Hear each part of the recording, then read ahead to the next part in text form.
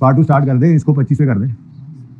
अच्छा जी, बंद ना ही करें लेकिन स्लो भी कर दें। अच्छा जी, हाइब्रिड क्लास से कोई क्वेश्चन आया था जी बेटा।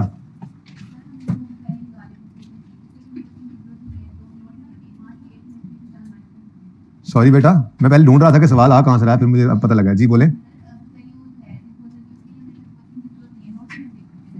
अलग से वर्किंग मैंने कब किया बेटा इस ओपनिंग की बुक वैल्यू के लिए?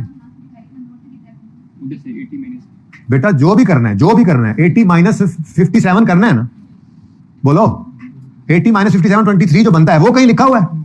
सवाल में कहीं नहीं लिखा हुआ, तो मैंने वही शो किया, मैंने कोई अलग से वर्किंग नहीं की। जहां से मर्जी देखकर ये करना है, ये एग्जामिनर को शो करना है आपने।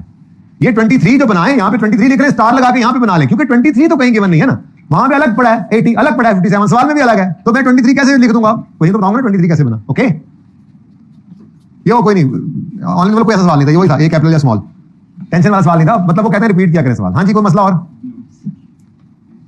जी चलें आगे। आगे क्या चलना है, खत्म ही होगी कहानी।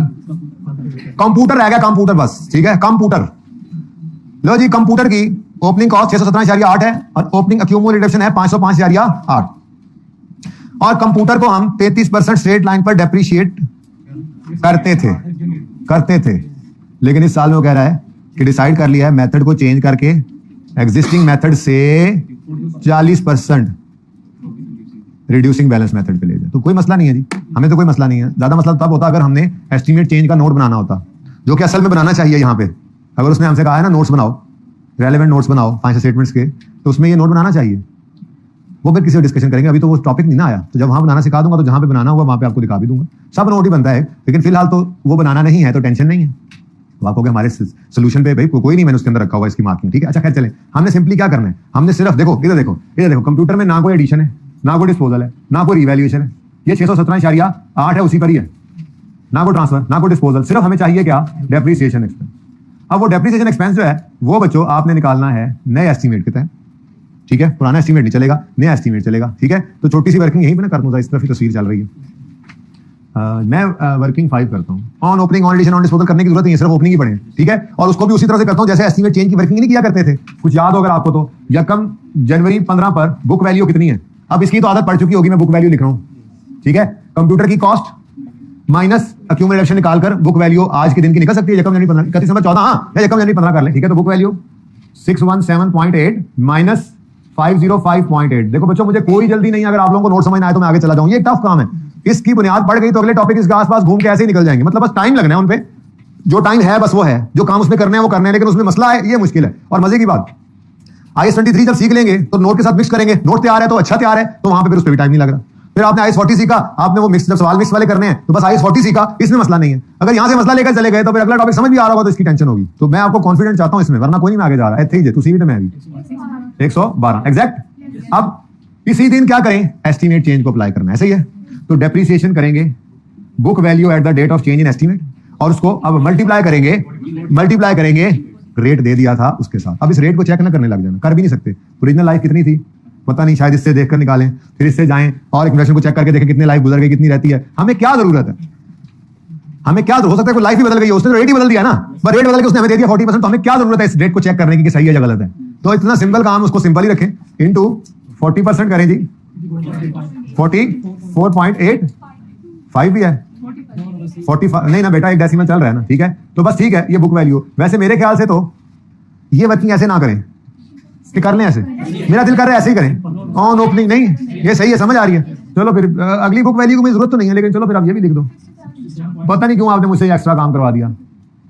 देखो ना 3 लाइनें मुझे लिखनी पड़ी, 67 ये वहां भी निकलना है। चलो .2, अब ये क्यों ऐसे लिखवाया आपने, वहां भी तो होना ही था ये। चलो खैर देख लेते हैं 67.2। अच्छा सुनिए, डेप्रिसिएशन की फिगर क्या आई है इस साल की, 44.8, ठीक है। तो ये 44.8 इधर लिख दें, नहीं सॉरी ऊपर भी बढ़ा है जी। टोटल 550.6। अब 617.8 में से माइनस करें, आएगा 67.2 ही। कॉस्ट मॉडल है, और अब ये भी क्या है, हाँ जो मैंने कहा था इस एक्सपेंस के लिए यूज हो ना। अब देखो ना दो आ रहे हैं मेथड, हम तो परेशान ही रहे। तो मैंने आपको एक आसान हल बता दिया था कि जो डेफिनेट एक्सपेंस के लिए यूज किया है ना, लाइफ या रेट, वही लिख दिया करो, जिंदगी आसान रखो अपनी जी। 40 ले जी, ये टोटल आपने करने हैं, और इसका पूरा एक नंबर मैं अभी रखता हूं, ठीक है। अभी मार्किंग करनी है मैंने, यहां तक को मसला है तो बताएं, आज का सारा दिन तो इसी पे लग गया। इस टोटल कॉलम के पूरे का एक नंबर होगा, ठीक है। जिसने टोटल का कॉलम बनाया 1 नंबर मिल जाएगा। ये सारी फिगर्स तो फिर भी 1 नंबर मिलेगा जिसने वो गलत फिगर्स पे टोटल किया होगा। नहीं, इसमें हंसने की बात नहीं है। ये टोटल करना और फिर ये टोटल शो करना, ये असल में नोट का बड़ा इंटीग्रल पार्ट है। ये वो फिगर है जो पीपीई के फेस पे जाती है। तो आपने गलत फिगर अगर लिख भी दी है तो उनको टोटल करने में मेहनत की ना आपने। नोट तो ऐसे ही बनता है प्रैक्टिकली एक्चुअली कि आपके सारे एसेट्स का टोटल बन के बैलेंस शीट के फेस पे जाने होगा। सही किया, 1 नंबर मिलेगा। क्यों नहीं मिलेगा? यही तो समझा रहा हूं, आप हंस रहे हैं। अभी हंसी नहीं कर रही है आपकी। और अगर इस चीज को नहीं समझेंगे टाइम से तो हादसा निकलेगा पर्चे में, तो उससे रिजल्ट वाले दिन। तो उससे बेहतर है कि अभी आप हंसी को रोकें और इसको अप्लाई करें अपनी जिंदगियों में। नंबर ऐसे मिलते हैं, यही तो मसला है। आप लोग डर डर के फेल हो जाते हैं जी। ठीक है, नहीं वो गलत ना लिखे, उसको भी नजर आ रहा होता है, वो पर्चा देखते हैं। ऐसे फनकारी कोई भी नहीं लगानी। बैलेंस शीट आप बनाते होते थे, बैलेंस शीट इनकम स्टेटमेंट आ रही है फेयर वन में दोबारा फिर से, जल्दी जल्दी निकल जाओ आगे, बड़ी चेंजेस हैं, ठीक है ना। फिर ना कहना सिंगल एंट्री वगैरह ये आ रहे हैं, नसो इथों इधर से निकल जाओ, इससे पहले कि बहुत देर हो जाए। अच्छा खैर, तो फाइनल बैलेंस शीट बनाते थे, ठीक है। तो वहां पे आपको इंट्रो में उस्तादों ने बताया होगा कि चवल है ना मारना, कि नजर आ रहा है बराबर नहीं हो रहा, बराबर लिख दो भाई। वो कोई अंधा है एग्जामिनर ने क्या मतलब आपको पेपर कैसे देखना है, बस ऐसे देखकर नहीं है कि चीज के ऊपर जो है वो मार्क्स मिल रहे होते हैं, यही तो वजह है। तो गलत टोटल भी आते थे तो आप गलत लिख देते थे। अगर आप को ऐसे मतलब सवाल सीखा हुआ है या फाइनल अकाउंट्स करते थे या चॉइस पे छोड़ा हुआ तो अलग बात है, ठीक है। तो ये जो चीज लिखी होती है वो लिख के आनी है। ये नहीं कि बराबर हो नहीं रहा तो हम डायरेक्टली लिख दें। वो कहेगा यार मुझे बेवकूफ समझा हुआ तुमने, बैलेंस तुमने टैली कर दिया है ही नहीं। तो जो है सो है, जो है सो है। टोटल के नंबर हैं या नहीं है मेरे सवाल में आज है, हो सकता है वैसे ना हो। अगर टोटल का कॉलम रिक्वायर्ड है तो उसके नंबर होते हैं, because it takes time, totalling takes time. तो अगर कोई चीज टाइम ले रही है और उसने वो रिक्वायर की हुई है तो उसके मार्क्स होते हैं, ठीक है। हाँ, अगर उसने लिखा हुआ total column is not required फिर तो तुम लोग पागलों की बना रहे हो, ठीक है। चलें जी, हम 4.1 the revaluation was performed on 31 दिसंबर 15। नहीं आगे को बात लिखी हुई तो इतना भी लिखने वाले को जो इसका नंबर होगा वो मिलेगा। और अगर कोई थोड़ा सा ज्यादा दलेरी से लिखता यहां पे तो ये लिख देता by XYZ an independent valuation company, और अच्छी बात थी। जिसने नहीं लिखा क्योंकि सवाल में नहीं लिखा होता उसको कोई पेनलाइज नहीं कर सकता, लेकिन लिख दे तो अच्छा है। मेरी राय है लिख दिया करें आगे, ठीक है। By XYZ an independent valuation company, कोई हर्ज है, ठीक है। थोड़ी सी लाइन लिखी तो आप लिख दिया करें, ओके सही है। मैं बल्कि लिख देता हूं by XYZ an independent valuation firm या इंडिपेंडेंट वैल्यूअर। कोई जरूरी नहीं है, लेकिन आपके लिए जरूरी है। किसने पूछा? जरूरी है। रोज रोज नई तरतीब याद करेंगे। अच्छा भला तो आप ज़हन में बैठना शुरू हुआ है कि पहले हम लिखते हैं डेट, फिर लिखते हैं मूवमेंट, फिर बस। ये रीवैल्यूएशन के 3 सब नोट्स हैं, सबसे पहले यही लिखा करें। तो अब आप इससे हटके तरतीब इंशाल्लाह बना नहीं सकेंगे। जब मैंने आपको इतने सवालों के अंदर एक ही तरतीब पर रखना है, आप कोशिश भी करेंगे तो आपको नहीं वही तरतीब ठीक है। अच्छा भला चल तो रहे, जरूरी कोई तरतीब नहीं है, लेकिन आपकी क्लास के अंदर एक ही तरतीब पे चल रहे हैं, उसकी वजह है ना कोई। उसकी वजह यह है कि आपको सवाल जो है वो हर बार तो ना सोचना पड़े, तो ऑटोमेटिक एडजस्टमेंट को सोच रहे हो, सवाल में पड़े हुए मसले को सोच रहे हो, फॉर्मेट होना सोच रहे हो, फिर ये कैसे बनना है वो तो आपको कोई गहरी नींद से उठा के फॉर्मेट बनाओ, 1 मिनट के अंदर आप बना के उसको रख दो साइड पर। फॉर्मेट के अंदर 1 मिनट ज्यादा नहीं लगना चाहिए, ये प्रैक्टिस आपकी चाहिए, बाकी सारा टाइम आपका। और फॉर्मेट पहले बनाने का फायदा ये है, जो मैं कहता हूं ना मैक्सिमम मार्क्स स्कोर करने की कोशिश करनी है, तो जो फॉर्मेट बनाता है वही करता है। फॉर्मेट बन गया, अब जो प्लांट में समझ आया वो लिख दिया, उसके नंबर मिलेगा। जो नहीं समझ आया नहीं मिले। लेकिन जिसने फॉर्मेट नहीं बनाया, वर्किंग में ही लगा रहा और वर्किंग से ही घर आ गया, तो घर ही रहेगा फिर पर्चे में, तो फिर वो नंबर नहीं मिलेंगे उसको। वर्किंग में सारा कुछ छोड़ के आ गया तो रिक्वायरमेंट में तो कुछ पहुंचाया नहीं। ओके चलें नेक्स्ट क्या करेंगे, मूवमेंट इन रीवैल्यूएशन सरप्लस। अब ये 2 एसेट्स हैं, अलग अलग नस्ल के हैं, तो अलग अलग रखना इनको। जैसे मैंने आपको सुकी लिमिटेड में करवाया था वेयर हाउस, और हालांकि 2 साल का नोट था, सब नोट 2 साल का बनाया तो 4 कॉलम बनाने पड़े थे मुझे, पर मैंने बनाए थे। वेयर हाउस का अलग और दूसरा एक और एसेट था वो अलग। तो लैंड और बिल्डिंग 2 अलग अलग एसेट्स है, तो दोनों को अलग रखना है आपने। वो तो शुक्र करें सवाल के अंदर 1 ही साल का नोट था, ठीक है। तो बिल्डिंग्स हैं और लैंड है। ओपनिंग अरोज, ये प्लस होता है, अभी लिख रहा हूँ याद हो जाए छोड़ देना। फिर एडजस्टमेंट कोई भी हो सकती है, बल्कि माइनस ही कर दें, माइनस ही होती है एडजस्टेड। फिर ट्रांसफर टू रिटेन्ड अर्निंग्स और फिर क्लोजिंग। इतना आसान नोट है ये, पता नहीं आज क्यों आपने इस पे इतना टाइम लगवा दिया। फायदा तो नहीं हुआ होगा ना, आज हमने सक्सेसफुली आज एक लेक्चर और वेस्ट कर लिया है ना, फायदा तो नहीं ना हुआ। किस किस को फायदा नहीं हुआ, किस किस को फायदा नहीं हुआ यहाँ से? नो सर वाले, मैंने कहा क्लास से निकाले ना उनको जिनको फायदा ही नहीं हुआ। नहीं भाई हमें फायदा होगा ना, आप फिर जाए एंजॉय करें, घूम फिर आए। कल आइएगा, फिर कल आ जरूर जाना। तुम्हें क्या लगता है मैं कह रहा हूँ तो तुम उठोगे तो मैं जाने दूंगा? तुम आ गए, एक बार आना मुश्किल है, जाने में नहीं देता फिर क्लास से। हाँ अच्छा जी, बहुत ही गुस्सा आता है ना जब मुझे, तो मैं क्लास से पीछे एंड पे खड़ा कर देता हूँ, 1.5 घंटा खड़ा रहेगा बच्चा, जाने नहीं देता। मैंने तुम्हें कुछ कहा है? सॉरी मैंने आपको कुछ कहा है? कर्टियस रहना चाहिए। स्पोर्ट्स में पार्टिसिपेट करना तो है, लेकिन 2 साल 2.5 साल हो गए ग्राउंड मतलब क्रिकेट खेला नहीं। बेहतर तो ना तुम लोगों ने आगे जनाब में कोई मुंह पे बॉल मार रहा होगा, वकीवे मार रहा होगा। नो, किसी की टीम में नहीं आऊंगा मैं। हम सारे बुजुर्गान एक ही टीम में हो जाएंगे, उस्ताद आपके सारे, ठीक है। अच्छा जी, सवाल खत्म हो गया, एक सब नोट रह गया और वो हमने बनाना है लैंड और बिल्डिंग के लिए, ठीक है। Had there been no revaluation land and building would have shown 500 and पता नहीं क्या रिस्पेक्टिवली, ये पता नहीं क्या भी निकाल लेते हैं। क्या ख्याल है अगर रीवैल्यूएशन ना हुई होती? ओ मेरे बुक वैल्यू वाले भाई, अगर रीवैल्यूएशन ना हुई होती, सबको बताओ तुम्हारी बरकत से ये बात कई लोगों के दिलों में होती है, लेकिन शुक्र करो तुमने सवाल कर दिया, मैं तो भूल जाता कि अगर रीवैल्यूएशन ना होती तो लैंड की बुक वैल्यू 31 दिसंबर 15 पर क्या होती? यहां पर 31 दिसंबर 14 की बुक वैल्यू कितनी है? 500। ये बुक वैल्यू 31 दिसंबर 14 की लैंड की। ये लो देखो, ठीक है, 31 दिसंबर 15 में भी क्या बुक वैल्यू होती? 500। ये तो बहुत सिंपल है, तो ये तो लिख लें। Had there been no revaluation 3 had there been no revaluation लिख लिया मैंने।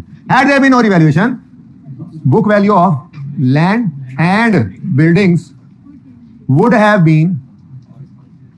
been रुपीज 500 नहीं है, 500 नहीं, 1000 में चल रहा है।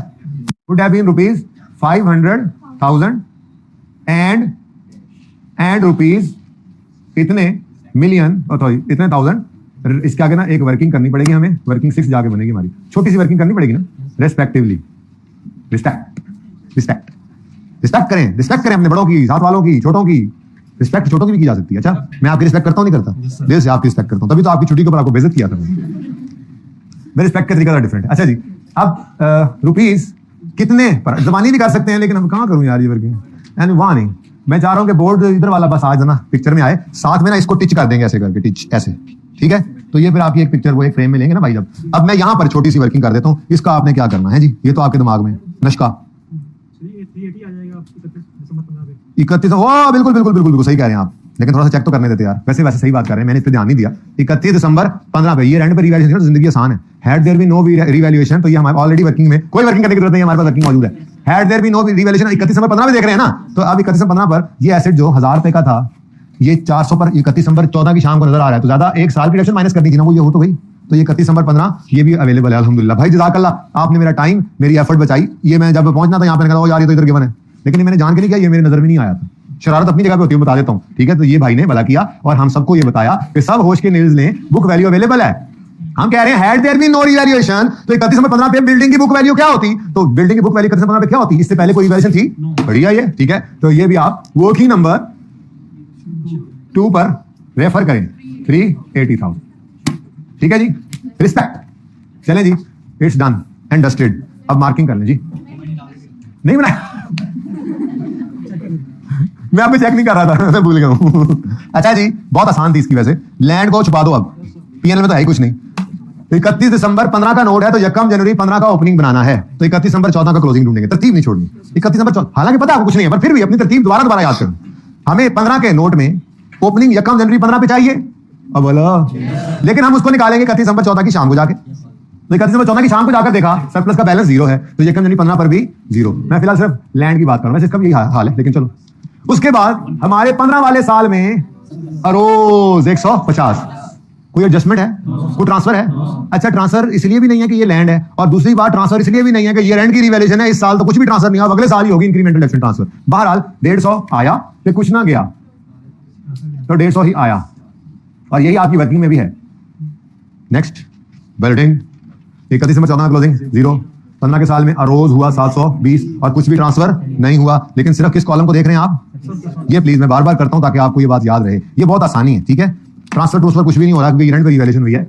इतना आसान था, आपने फिर भी मुझसे करवाया। 720 और 720। अब इसकी मैंने मार्किंग करनी है, मैं कर लूंगा इंशाल्लाह। निकालनी पड़ती। अच्छा, ये अब है तो इररिलेवेंट सवाल, लेकिन पहले इसको हजम करें।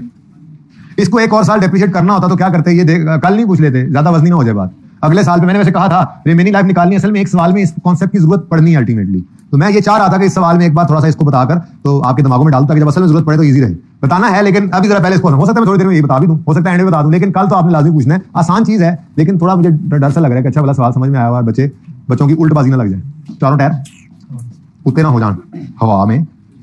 ये जनाब अब पिक्चर बनाए आप, देखना बोर्ड का हिस्सा बना दिया मैंने इसको, है? अब सही है आमिर भाई, कभी आप ना ये पूरा फ्रेम लगा देना, ओए होए होए ओए होए होए, अब तो सही तस्वीर आएगी। फ्रेम आमिर पूरा लगा दें ताकि ऑनलाइन वाले भी इसकी पिक्चरें ले लें, और फिर ये हाइब्रिड वाली पिक्चरें ले लें। इनकी खैर है, ये तो फिर अब चोपड़ियां तो दो नहीं ना होनी, हाइब्रिड वाले पूरी पिक्चर तो लेंगे ना कम से कम इसकी स्क्रीन। खबरदार किसी ने दी इनको तस्वीर। ग्रुप नहीं बना हुआ, बना होता है,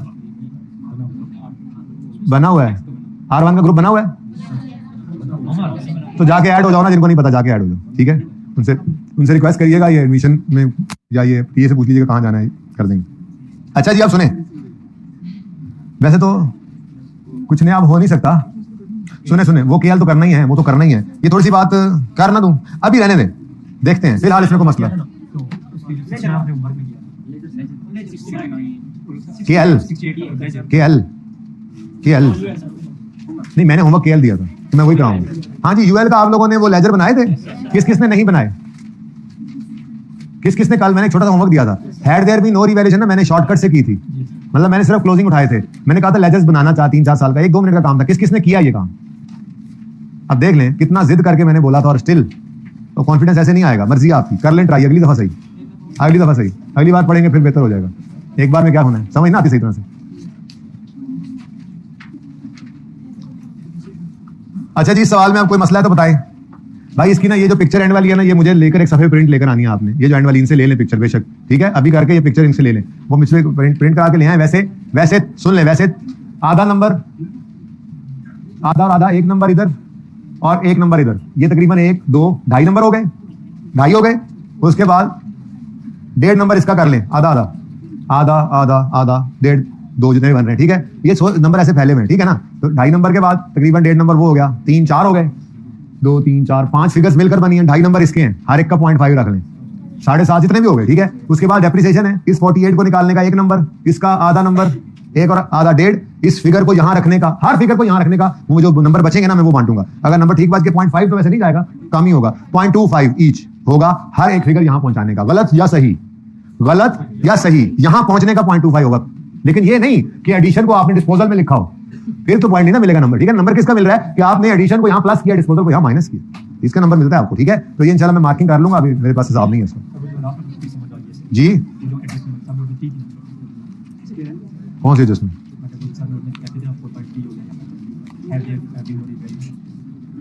हाँ जी आ जाए जरा, मुझे समझ हमारी बात।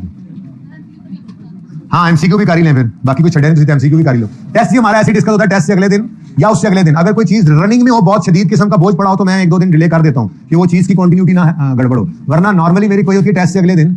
और ये टेस्ट भी अभी हल्का था, टेस्ट जो है वो वजनी होते जाएंगे, और आपने पूरा जोर लगा के टेस्ट करना है, अगले दिन मैं पूरा जोर लगा के उसकी एक चीज को रिवाइज कराया करूंगा। ये नहीं समझना आपने कि टेस्ट है तो बस गया, नहीं, टेस्ट हम डिस्कस करेंगे, ऐसे ही करेंगे पूरा लेक्चर। टेस्ट मेरे लेक्चर का, नॉर्मल लेक्चर का पार्ट होता है, और उसमें हम बहुत ज्यादा चीजें सीखते हैं, इतना चीजें हम सारी हफ्ते में नहीं सीखते जितना उस टेस्ट की क्लास में सीखते हैं। तो आगे आपकी मर्जी है, इसको जितना सीरियस लेंगे पासिंग की उतनी परसेंटेज आपकी बढ़ेगी इंशाल्लाह। N asset was purchase on यकम जनवरी 15।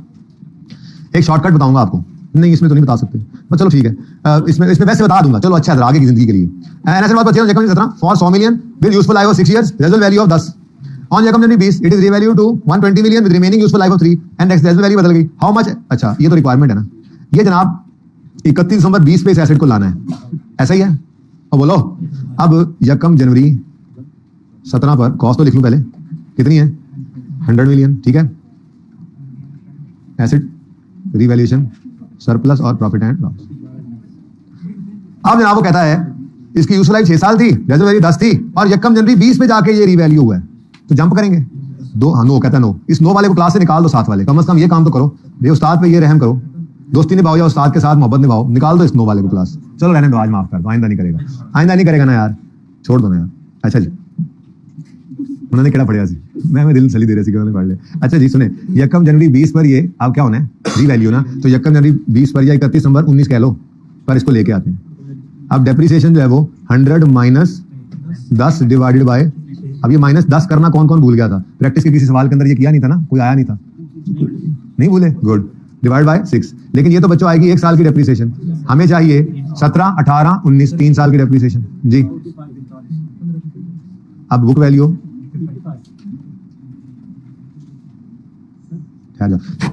फटा साफ करने दो। हाँ जी बेटा रिवैल्यू हो रहा है 20 में ना, मैं चांद 1 मिनट मैं बुक वैल्यू लिख लूं फिर आपकी बात। 31 दिसंबर 19 इज ओवर, कहानी खत्म, ठीक है। अब 20 के साल में पहले ही दिन रिवैल्यू हो रहा है, और रिमेनिंग लाइफ उसने खुद बता दी 3 साल, रेजल वैल्यू खुद बता दी 15 million। अब मसला क्या है, हम तो 19 क्लोज करके आए, मैं यहाँ यकम 20 लिख सकता था, जान के 31 दिसंबर 19 लिखा है, 19 इज ओवर, 20 स्टार्ट हुआ, अब 20 के साल में पहले किसी ने सवाल भी पूछा था, शायद इसमें जूम मीटिंग में पूछा है ऑनलाइन वालों ने।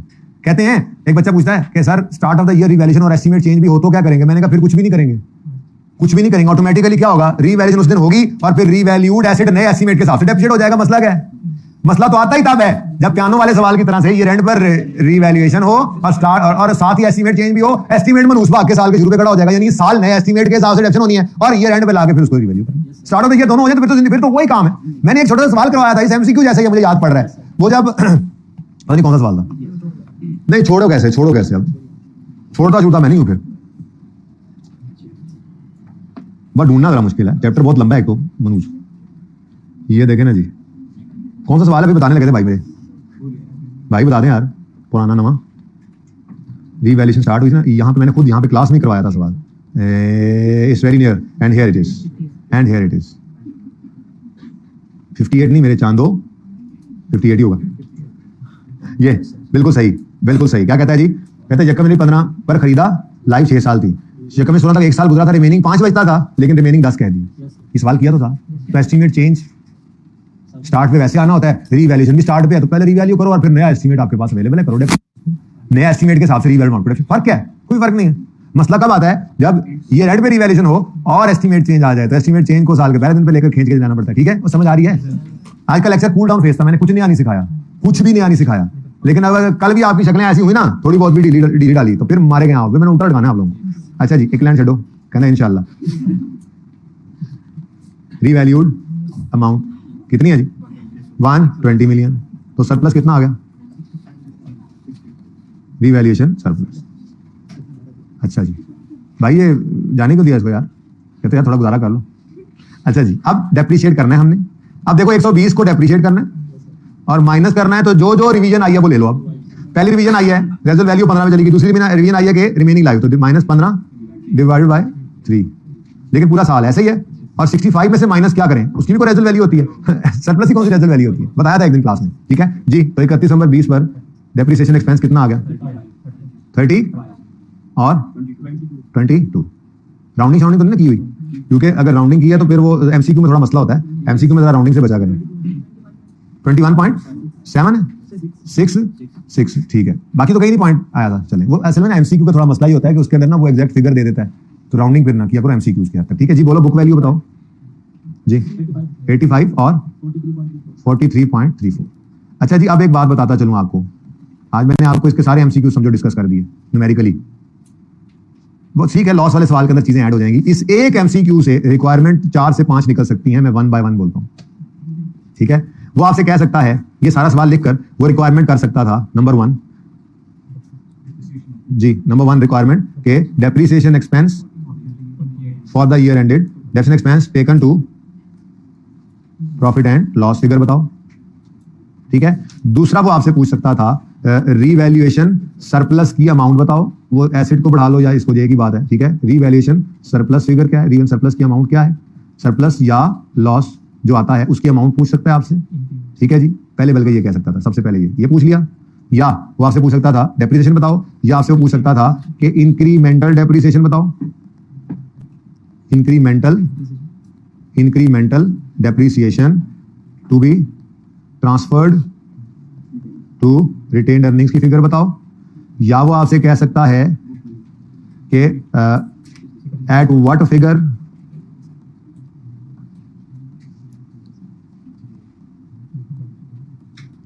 एसेट, या यही बात रीवैल्यूएशन सरप्लस के बारे में भी कह सकता है, या रीवैल्यूएशन एसेट के बारे में कह दे, या रीवैल्यूएशन सरप्लस के बारे में कह दे। एट व्हाट फिगर एसेट और surplus will appear in balance sheet, will be shown in balance sheet. अंग्रेजी कुछ भी हो जाए, लेकिन ये कितनी रिक्वायरमेंट्स बन गई, ये जनाब 4 और 5 कह लेना।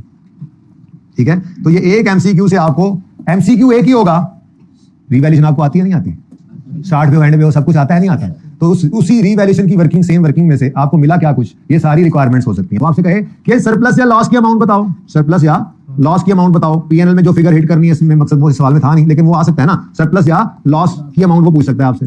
ठीक है, या वो पूछ सकता है इस साल में डेप्रिसिएशन एक्सपेंस पीएनएल में कितना जाना है, या वो कह सकता है इस साल में कौन सी फिगर एसेट की या सरप्लस की जो बैलेंस शीट में नजर आएगी, या वो कह सकता है ट्रांसफर टू रिटेन्ड अर्निंग क्या फिगर है। तो एक ही सवाल होगा जिसमें से ये सारी रिक्वायरमेंट्स निकल सकती हैं। अब हमारे सवाल की रिक्वायरमेंट क्या थी, कहता है how much excess depreciation will be charge for the year 31 दिसंबर। तो हमारे पास 21 आ गया 6 तो एक भी नहीं है इसमें से, 35 है तो सही नहीं है। फिर क्या मसला? इंक्रीमेंटल डेप्रिसिएशन जो है वो आपकी ये आनी चाहिए थी ना 21 या 6। हाँ ऑप्शन नहीं है तो मैं देख लेता हूँ क्यों नहीं है। ठीक है वो ऑप्शन तो गलत चल गया होगा। करीब तरीन वाला भाई कह रहे ले लिया तब भी सही है। ठीक है लेकिन मैं इसको देख लेता हूँ। ठीक है बहरहाल ये है सही कैलकुलेशन, ये सही है। ठीक है ये कैलकुलेशन सही है। वो ऑप्शन डालते हुए गलती होगी नहीं यार उनसे, छोड़ो इस बात। ठीक है जी बेटा इसका नंबर सबको नहीं मिलेगा। 35 वाले ने गड़बड़ की होगी ना, 20 वाला कोई कहा होगा किसी ने करीब तरीन वाला लिया है तो फिर भी बात मानने की है। लेकिन शायद इसको नंबर देना ही पड़े मुझे। अब गलती ज़ाहिर है सवाल लिखने वालों की हो जाती होती है। इसको भाई चेक करो। ठीक है ये वर्किंग के साथ how much excess depreciation will be charge. I am sorry wait वो कह रहा है डेप्शन कितनी ज्यादा चार्ज हुई है, लेकिन एक्सेस डेप्रिसिएशन ही तो होती है जो ट्रांसफर होती है। क्या ट्रांसफर क्या चीज होती है? इंक्रीमेंटल डेप्शन नहीं होती। तो आप वैसे चेक करना चाहें तो वैसे कर लें। 45 की डेप्शन हुआ करती थी, अब 35 की है, वो 1 साल की। पहले 15 की होती थी, अब 35 की है। अब आपके सामने एक मसला आएगा। ये एक प्रॉब्लम था जिसकी वजह से आपको मैंने ये जुगाड़ लगाना सिखाया था ना, उसकी वजह यही थी। असल में तो आपका ठीक है जी रिक्वायरमेंट ध्यान से पढ़नी चाहिए थी। अच्छा सुनिए इधर, आपका वैसे कॉन्सेप्ट क्या है इंक्रीमेंटल डेप्रिसिएशन का? इंक्रीमेंटल डेप्रिसिएशन कॉन्सेप्ट ये है कि अगर आम हालात वाली डेप्रिसिएशन, क्या मतलब अगर रिवैल्यूएशन ना होती तो आम हालात वाली डेप्रिसिएशन इतनी होती और रिवैल्यूएशन हो जाने के बाद, बल्कि यूं कहना चाहिए अपवर्ड रिवैल्यूएशन, मैं इसकी बात करता हूं ना, अपवर्ड रिवैल्यूएशन हो जाने के बाद की डेप्रिसिएशन।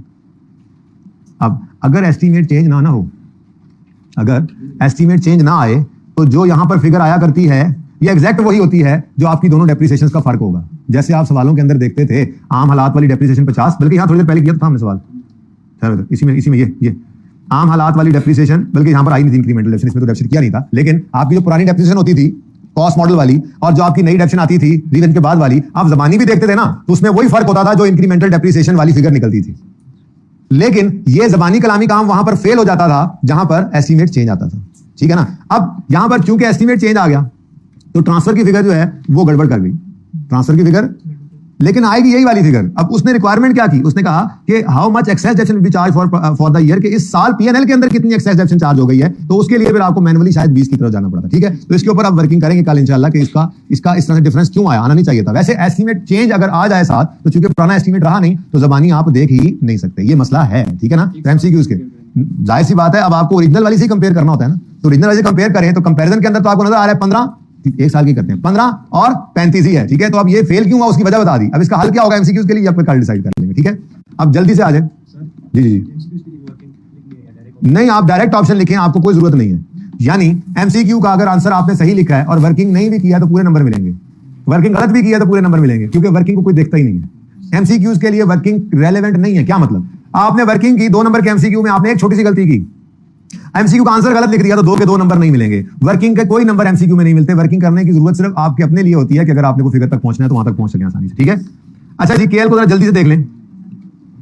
हाँ इसकी जो आपको मैंने लेजर्स की बात कही थी, लेजर्स आपने बनाए थे इसके, वो जो had there be no revision मैंने शॉर्टकट लिया था, जिन बच्चों ने लेजर्स बनाए वो केएल कितने बच्चों ने किया था? केएल क्या करें, आज कितना लेक्चर था हमारा? 22। मैं आपको थोड़ा सा बताता चलूं कि हमारी क्या चीज पेंडिंग है। आज 22 लेक्चर हो गए हैं और अभी तक मैंने पेंडेंसी जो बड़ी बड़ी बातें करूं ना, बड़ी बड़ी, तो पेंडिंग मेरे पास एक तो कॉस्ट कंपोनेंट्स हैं। कंपोनेंट्स ऑफ कॉस्ट अगर हों अलग अलग, जैसे मैंने मिसाल दी थी आपको कि हमारा हवाई जहाज है, उसके इंजन की लाइफ डिफरेंट, सीटों की डिफरेंट, बॉडी की डिफरेंट, तो कॉस्ट अगर अलग अलग कर सकते हैं और लाइफ तो डेप्रिशिएट भी अलग अलग करते हैं। ये आपको सिखाना है एक सादे सवाल में, और उसके बाद फिर रिवैल्यूएशन मॉडल वाला एक सवाल आपको करवाना है। 2 सवाल, एक एग्जांपल एंशिएंट वाटर के नाम से और उसके साथ फिर एक स्पुतनिक सी लिमिटेड है, बड़ा हैवी पास पेपर है, अपनी तर्ज का अकेला सवाल है पूरी किताब में, पूरी आईकैप की किताब, आईकैप की हिस्ट्री के अंदर वो अपनी तर्ज का एक ही सवाल है, वो करवाना है। एक ये पेंडिंग है। दूसरा फिर मैं आपसे पूछूंगा नया करना है, यही चला लें अभी। ठीक है दूसरा नहीं मेन बात करूंगा। ठीक है छोटी छोटी बातें साइड में करो। पास पेपर 4G पेंडिंग है, हाँ पेंडिंग है। उसके बाद मिड ऑफ द ईयर छोटी सी सवाल है, पेंडिंग है तो पेंडिंग है यार। रिड्यूसिंग बैलेंस मेथड आपने वो पेंडिंग है, वो ऐसी चीजें नहीं है वो चलते चलते किसी वक्त में हो जाया करती हैं। ठीक है मेन बात क्या है, कंपोनेंट ऑफ कॉस्ट रहते हैं। उसके बाद एक बड़ी मेन चीज क्या है जी, सब्सिक्वेंट एक्सपेंडिचर।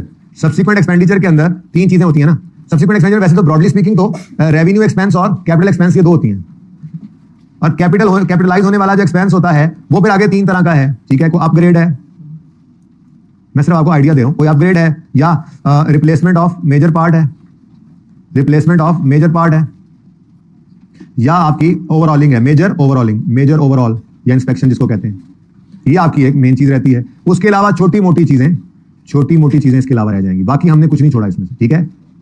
तो अब आपके पास ऑप्शन है मजीद 2 दिन अभी और इस पे लगा लें, इसको थोड़ा और पक्का होने का टाइम भी मिल जाए और फिर इन्वेस्टमेंट प्रॉपर्टी स्टार्ट करेंगे तो रिजल्ट तक होपफुली हम उसको सुकून से कर लेंगे। अब एक नजर सिर्फ देख लें हम खड़े कहां पे हैं, सिर्फ एक नजर।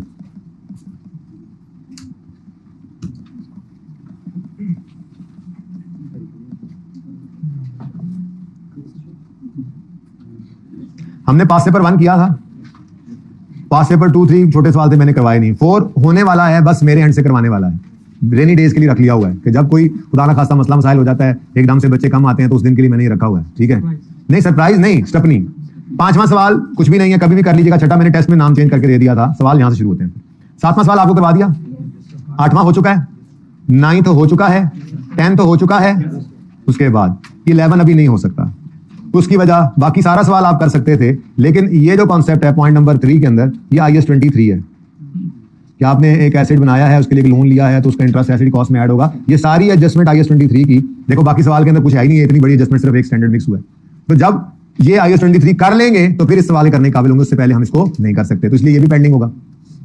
इसके बाद दस्तगीर लिमिटेड है, इसके अंदर पहली एडजस्टमेंट तो आप बिल्कुल कर सकते हैं, आपकी अपनी एडजस्टमेंट है, लेकिन दूसरी एडजस्टमेंट में गवर्नमेंट ग्रांट IAS 20 का स्टैंडर्ड आपके सिलेबस में है, ये पढ़ेंगे तो फिर जाके ये होगी, और तीसरी एडजस्टमेंट IAS 40 पढ़ेंगे तो फिर जाकर होगी। तो जब ये दोनों स्टैंडर्ड्स आप पढ़ चुके होंगे तो ये सवाल अनलॉक होगा, अभी ये भी लॉक्ड है तो ये भी नहीं कर सकते। मैं बता रहा हूं आपको कि वैसे मेरा काम पूरा है, सिर्फ 2 छोटी-छोटी जो मेन चीजें रहती हैं वो करके फिर इसका हल्का फुल्का टच तो चलता रहेगा। जो छोटे-छोटे सवाल जैसे mid of the revaluation 10 minute का सवाल है, रिड्यूसिंग बैलेंस 10 मिनट का सवाल है, हर क्लास के शुरू में बच्चे जो लेट आएंगे हम वो काम कर लेंगे। थ्योरी हमने पढ़नी है 10 मिनट का काम, 15 मिनट का काम थोड़ा करके पढ़ते रहेंगे, वो तो चलता रहेगा। पर मेन 2 काम भी रहते हैं। पास पेपर इसलिए दिखा रहा हूं कि ये पास पेपर फिलहाल हो ही नहीं सकते, लेकिन कोई भी नहीं रहेगा इंशाल्लाह, रहेगा कोई नहीं। जब करते जाएंगे, मेरे पास सवाल ही मजे के यहाँ पड़े हुए हैं उन टॉपिक्स में भी, जब मिक्स हुए टॉपिक्स हैं तो जब मैं करवा लूंगा तो मैंने आना ही है इधर, ठीक है। उसके बाद अगला सवाल देखें, हड़प्पा इंडस्ट्रीज। हड़प्पा इंडस्ट्रीज के अंदर भी ये एडजस्टमेंट नंबर 3 जो है ये IAS 23 बोरिंग कॉस्ट से रिलेट कर रही है, ठीक है। बड़ा इंपॉर्टेंट स्टैंडर्ड लग रहा है बोरिंग कॉस्ट, अच्छा। और साथ ही इसके अंदर थोड़ा सा टिच जो है वो गवर्नमेंट ग्रांट IAS 20 का भी है, तो IAS 23 प्लस IAS 20 ये इस एडजस्टमेंट के अंदर मिक्स हुआ पड़ा IAS 16 में। IAS 16 को इजी लेने वालों, सवाल सब की, इन सब की रिक्वायरमेंट, इसकी रिक्वायरमेंट पढ़ो। प्रिपेयर नोट ऑन PPE, आगे बढ़ो। इसमें बैलेंस शीट के एक्सट्रैक्ट्स हैं, आई थिंक एक्सट्रैक्ट्स बनाने हैं आपने, रेलेवेंट एक्सट्रैक्ट्स, आगे बढ़ो। नोट ऑन PPE इजी नहीं लेना इस टॉपिक को, ये थ्योरेटिकल है, डिस्कस। लेकिन ये भी क्या मसला है इसके अंदर, ये IAS 23 की एडजस्टमेंट है, ये IAS 40 पढ़ने के बाद हो सकती है, शायद ऊपर वाली IAS 16 की होगी। तो बहरहाल ये सवाल भी अभी नहीं हो सकता। अगले सारे सवाल देखते, ये मैंने आपको करवाना था, आज सोचा था, कल से सोचा हुआ है, लेकिन जो कंपोनेंट ऑफ कॉस्ट नहीं करवाऊंगा तो पहले कॉस्ट मॉडल वाला करवा के फिर इसमें रिवर्स मॉडल, ये हैवी सवाल है, ये हमने कर लेना है। सिर्फ ये हो सकता है, अभी तक जितनी लिस्ट देखी हमने, आगे बढ़े, ये हमने कर लिया है, जहां भी बस चला कर लिया, आगे जाके भी कुछ रिसेंट में भी कर लिया हमने। ग्रू कैश लिमिटेड, इसके अंदर क्या मसला है जी, IAS 40, ठीक है जी। चलो पहला तो ठीक है, आपने जो वो ये ट्रांसफर भी होता है इसके अंदर, बहरहाल पहला IAS 16 का है तो ये IAS 40 की एडजस्टमेंट है। उसके बाद ये भी IAS 40 है, और रिक्वायरमेंट चेक करो, नोट बनाओ PPE पर भी, और इसीलिए मैं कह रहा हूं कि इसके फौरन बाद इन्वेस्टमेंट प्रॉपर्टी करेंगे ताकि 3-4 और पास पेपर ओपन हो जाए। है बहुत आसान इसकी निस्बत, बल्कि इस जैसा ही है, छोटा भाई है इसका, तो मेरा ये इरादा है। लेकिन आप IAS 16 की जान छोड़ेंगे तो मैं कुछ और करूंगा ना। अच्छा, मेसोपोटामिया, वेरी हैवी क्वेश्चन, जबरदस्त सवाल है, इसमें IAS 40, बाकी IAS 16 को मैं नहीं छेड़ रहा, ठीक है। IAS 23 रिक्वायरमेंट है, एक्सट्रैक्ट्स बनाओ। फिर trout limited, the most recent one, requirement note on PPE बनाओ एंड इन्वेस्टमेंट प्रॉपर्टी बनाओ, अगेन वही बात। तो इसका मतलब, अच्छा ये तो चुप करो, बोली ना जाओ, IAS 40, ठीक है जी, और उसके अलावा कुछ नहीं, ठीक है। तो IAS, एक मिनट बेटा, एक मिनट, मैं भी क्लास से बैठा हूं, ऐसे मुझे इग्नोर कर दिया आप लोगों ने जैसे मैं एग्जिस्ट ही नहीं करता जी। IAS 40 टाइम हो गया है, बस टाइम तक ही इज्जत है, टाइम तक ही मोहब्बत है, बस है, मतलब ही। अच्छा बेटा, उसके बाद 20 को मैंने डिस्कस करना है, तो बस आपको आइडिया ही देना चाह रहा था कि पास पेपर बाकी हाथ लगाने जोगे कोई नहीं है, लेकिन जैसे ही आपने IAS 40 कर लिया 3-4 पास पेपर ओपन हो जाएंगे, जैसे IAS 23 कर लिया 3-4 और ओपन हो जाएंगे। तो अब उनकी तैयारी है, लेकिन कल का और मे भी परसों का दिन भी मेरा अभी IAS 16 पे लग जाए मैंने अभी वो उमर के साथ जैसा केएल वाला सवाल है वो क्विकली कराने लगेंगे 20-25 मिनट, लेकिन कुछ बच्चों को जरा उसमें तसल्ली चाहिए अभी, वो करेंगे। फिर स्पटनिक वाला सवाल करेंगे। संडे ऑन है क्योंकि मंडे ऑफ है स्पोर्ट्स डे के लिए, ठीक है जी। और संडे को मुझे लगता है कि संडे तक जाते जाते हमारा इन्वेस्टमेंट प्रॉपर्टी शुरू हो जाना है, तो ये ना हो कि उस दिन शुरू हो रहा हो। तो हमने कोई जान के नहीं करना होता, इत्तेफाक से छुट्टी के दिन या हफ्ते के दिन जो है वो ऐसे काम शुरू हो रहे होते हैं। तो कोशिश करिएगा छुट्टी ना हो कोई भी। अल्लाह हाफिज।